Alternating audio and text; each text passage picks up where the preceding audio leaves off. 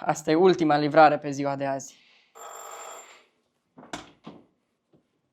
Oh, salut! Salut, ar fi 35 de lei. Stai, nu ăștia.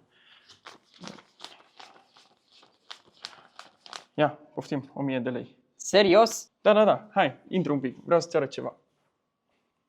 Poți să te întreb cu ce te ocupi? Am propria mea agenție de content. Facem cele mai creative și unice videoclipuri de tip short form din România. Iar din ce în ce mai multe companii își dau seama că au nevoie de asta în 2025. Wow! Și câte vizualizări faceți pe lună? 10 milioane pe lună, toate organic. Impresionant. Și care e cel mai mare client pe care îl aveți acum? Primul care îmi vine în minte e Revolut, dar nu prea contează. Toți clienții noștri primesc exact aceeași atenție.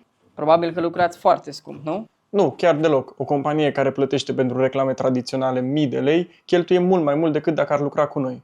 Ok, eu plec. Dar cum pot să vă contactez? Intră pe brandzone.ro sau scrie-ne un mail pe adresa din descriere.